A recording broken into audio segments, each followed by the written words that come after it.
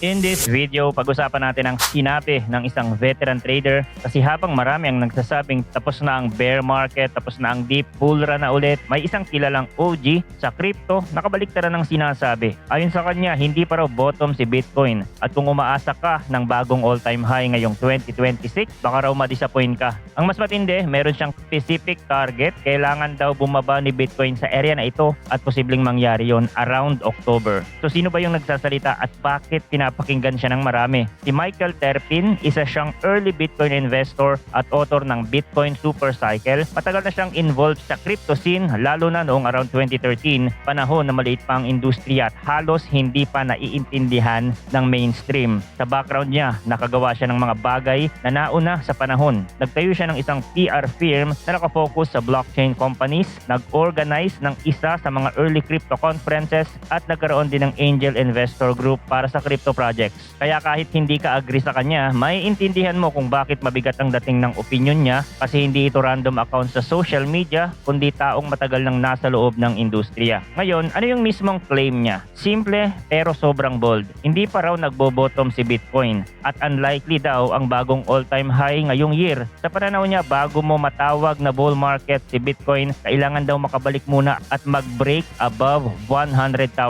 At ang point niya dito, wala pa raw solid support na malapit doon, kaya hindi pa ready ang market sa true bull. Sa madaling salita, ang tingin niya sa current moves ay hindi pa start of a new bull, kundi bahagi pa rin ng pagbaba at pagbuo ng final capitulation. Mas naging specific siya, ang bottom daw ay makikita sa around 57,000 sometime in October. Hindi ito yung typical na basta bababa pa, may time frame at level siyang binabanggit at sinabi pa niya na kahit may double digit gain si Bitcoin noong April, we are very much still in a Bitcoin fall. Meaning, para sa kanya, yung mga green candles ngayon ay hindi pa victory. Pwedeng relief rally lang, pwedeng bounce o trap, pero hindi pa raw natatapos ang downside process. Sa kanyang observation sa behavior ng market, sinabi niya na noong Asian trading hours, yung psychological barrier na 80,000 strongly rejected at binanggit niya na factor din yung high price of oil at ang interpretation, typical daw ito sa stage na ito ng cycle. Nagpo-form ng lower high tapos nire-reject sa itaas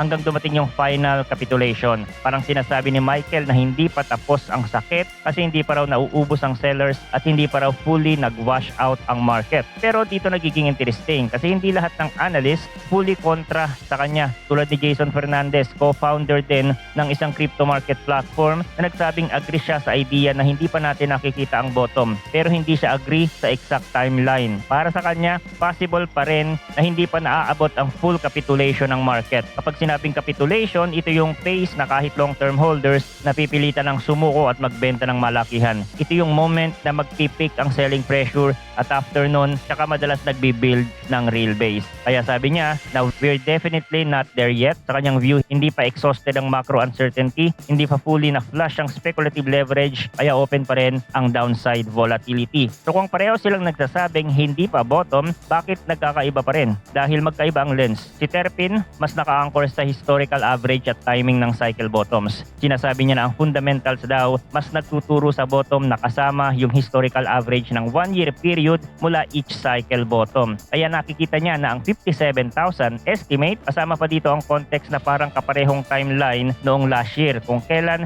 unang nag-dip si BTC below 100,000.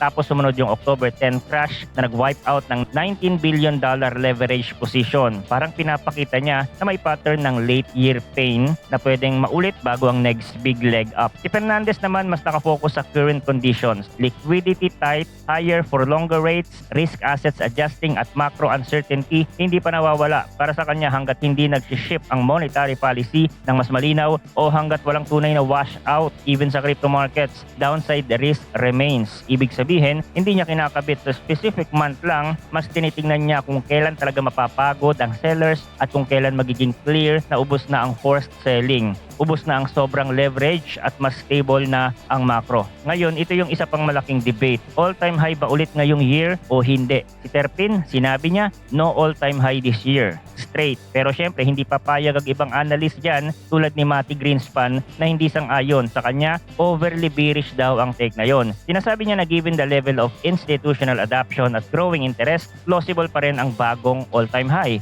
Hindi niya sinasabi na guaranteed pero sinasabi niyang marami pang room. At dito mo makikita na kahit pro side, hindi iisa ang story. May camp na naniniwala na structural demand is growing kaya hindi na kailangan ng super deep capitulation bago umakyat. May camp naman na naniniwala na kailangan pa rin ng one more leg down para tunay na mag-reset ang market. Sa gitna ng debate na ito, may isa pang important point na sinabi ni Fernandez tungkol sa sentiment. Sabi niya, hindi para umaabot ang sentiment sa levels na typical sa cycle bottoms. In short, hindi pa raw extreme pessimism. Kung gusto mo ng simple example, kapag tunay na bottom, kadalasan halos lahat sumuko na. Yung tipong ayaw na nilang makarinig ng Bitcoin. Hindi na sila nagpo-post ng buy the dip. Ang mood, wala na. At sinasabi niya, parang wala pa tayo dyan, kaya possible pa raw na may isa pang leg down bago mabuo ang sustainable base kahit hindi eksaktong 57 to 59,000 ang tamaan. Meaning, pwedeng tama ang prediction ni Terpin na may ibabagsak pa pero hindi sure ang exact number at timing. Sa usaping 100,000 naman, para kay Terpin, ito yung itinuturing niyang bull market line. Kapag nabasag at nabawi, saka palang matatawag na bull. Pero si Fernandez, ang tingin niya dito ay more on psychological signal lang yan, hindi strict technical threshold.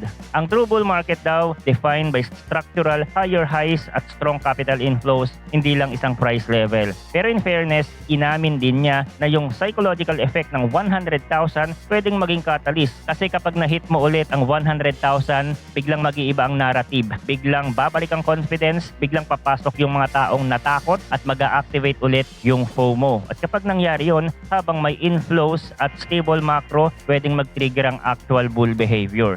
Kung babakapan nga natin ito ng historical price action, typically, negative 70 to negative 80% ng drawdown ni Bitcoin sa bear market at hindi pa ito naaabot. Nasa negative 52% pa lang ang naabot nito this bear market. So meron pang room for another leg down. Negative 60 to negative 70% will do kasi habang tumatagal, bumababa na yung drawdown niya. At may point naman yung iba na marami ng mga institutional investors at nagbago na ang mga market participants at posible din ang less severe bear market. Pero hindi natin pwedeng i-base lang doon. Maraming mga pangyayari ngayon na nakaka-apekto sa price ni Bitcoin na hindi naman nangyari noon. So kailangan din natin tingnan yon bukod sa historical data. As an investor o trader, we have to remember na ang market ay gumagalaw in cycle. Kapag may bear market, laging may bull market. Paikot-ikot lang yan. Sa ganitong panahon kasi, kapag bumagsak ang price ng crypto at si Bitcoin, nawawala yung mga tourists at bumabalik lang sila kapag pumasok na ulit ang bull market. Panahon na ready na naman sila bumili sa top ng market. So kung mangyari man yung sinasabi nila na aabot si Bitcoin sa 57,000, then I think it's an opportunity. Although sa panahon ng capitulation, hindi nakaka-excite bumili kasi binabalot tayo ng takot, pero ito yung mga panahon na binabalikan ng marami kapag nag-all-time high na ulit si Bitcoin. Tulad noong umabot nga si BTC sa 100,000, ang daming nagsisi na hindi sila nakabili noong bumagsak si BTC sa 16,000. Yung iba nga nagbenta pa at sigurado mauulit-ulit ang mga pangyayari na yon. Okay? So yun lang ang video update natin for today. Thanks for watching again. Good luck and see you on the next video.